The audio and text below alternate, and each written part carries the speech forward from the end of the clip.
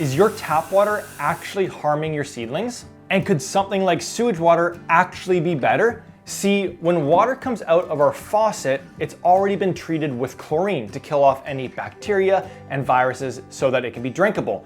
But for our plant babies to thrive, they need a non-sterile environment with beneficial bacteria and enzymes and microbes.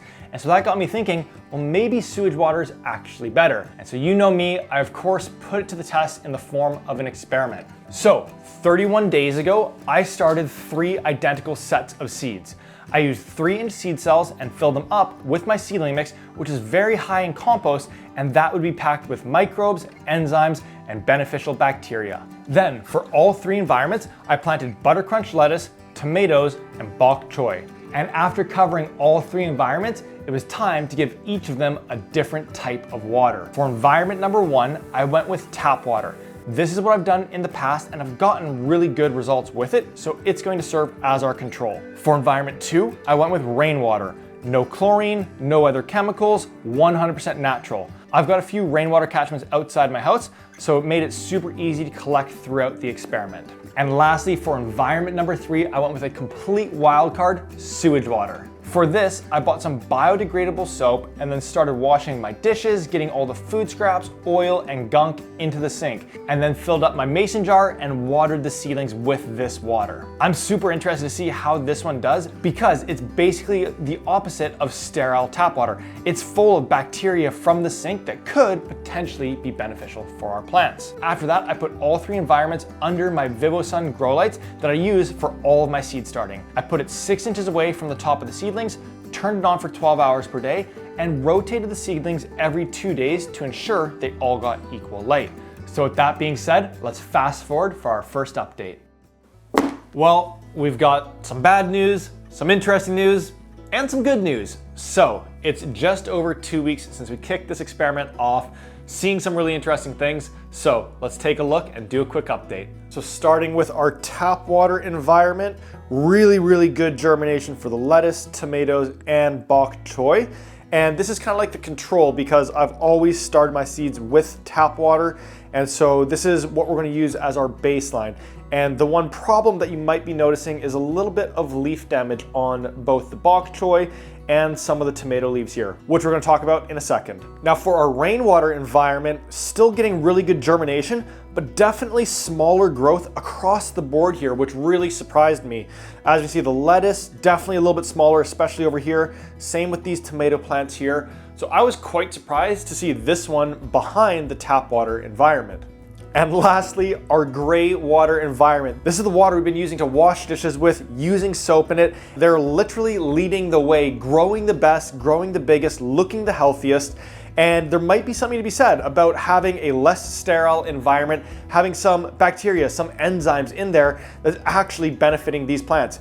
And so I'm really curious to see how these continue to do, and if it ends up being the case that I can actually start diverting water from going to the sewage plant to now going into actually watering my garden beds. That would be such a cool win from this experiment. Now, the one piece that I did want to touch on is a little bit of an issue that we're noticing, and that is the damage that we're seeing on some of these leaves. And we're seeing this in all 3 environments, so it isn't specific to the watering source.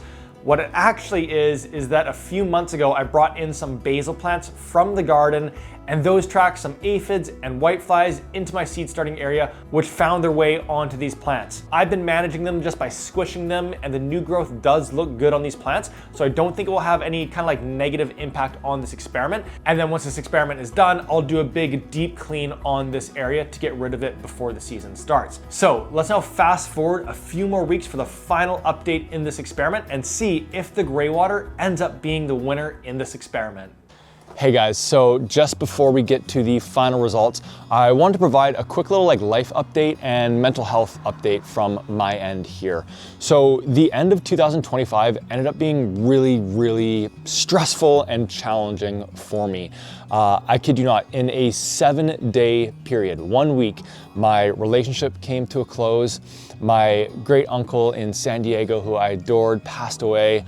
And then just also got some really sobering news on the health front, both within the family and with some close friends. And when I find myself in these really challenging seasons and chapters of life, there's always two things that I do. First, I get my hands into the soil.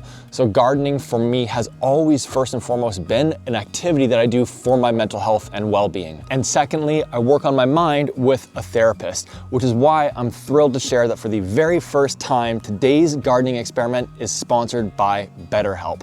So I've actually been working with therapists for the last 14 years. And with it being the start of the year right now, and really just like wanting to set myself up for the absolute best year, I've actually increased the frequency that I'm meeting with my therapist to bi-weekly.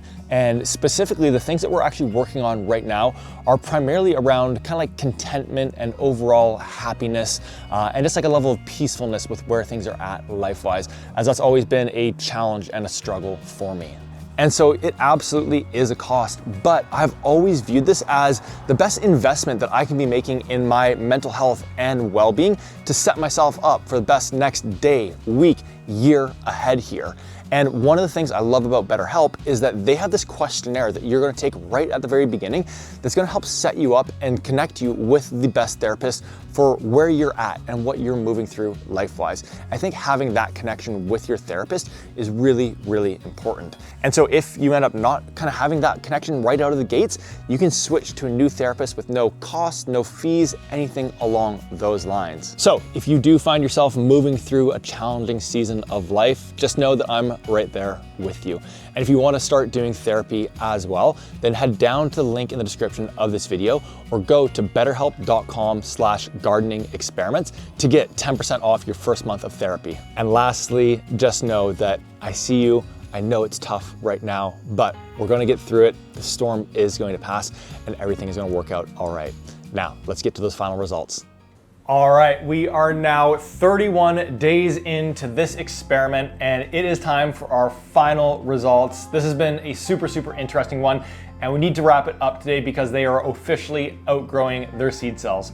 So we're gonna go through each vegetable one by one and then we'll take a look at all three of them together. So to get started, let's take a look at the bok choy.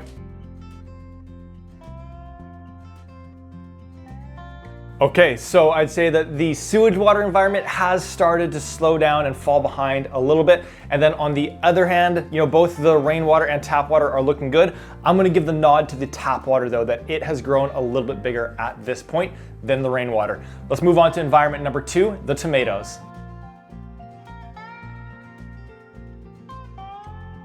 So I'd say really similar to what we saw in the bok choy. The sewage water starting to fall behind a little bit, and we're also seeing a little bit more wear and tear on these leaves, which is really interesting. And then for our rainwater and our tap water, both looking fairly similar, but once again, I'm gonna give the nod to the tap water environment. It's looking a little bit bigger, a little bit more robust than the rainwater environment. Now, onto our final vegetable, which is the butter crunch lettuce.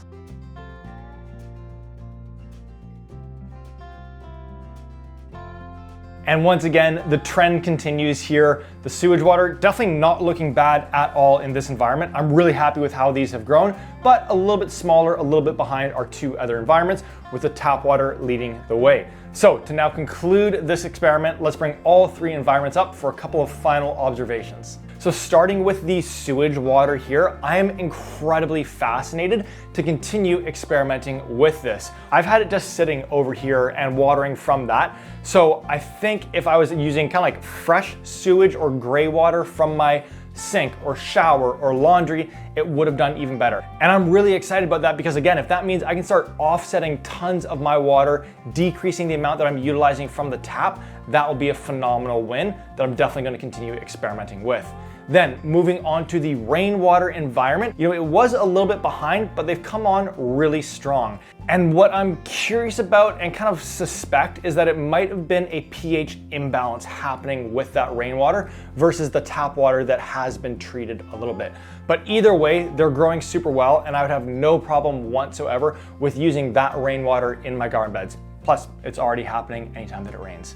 And lastly, of course, environment number 3, the tap water. To be completely frank, I'm thrilled that this one has performed the best out of the 3 because it means no extra hassle or work for me to get thriving seedlings. And so for yourself, feel free to just continue utilizing tap water and rest easy, just like I will, knowing the plant babies aren't struggling or being hurt at all by that tap water. So that's everything for today's experiment video. Subscribe to the channel because we've got tons of experiments coming up. And if you want to have your best gardening season ever, then head down to the description of this video to check out my online gardening club, Grounded, where it's my goal and my hope to help you bring your dream garden to life. That's all for today's video. I'll catch you in the next one. See you then.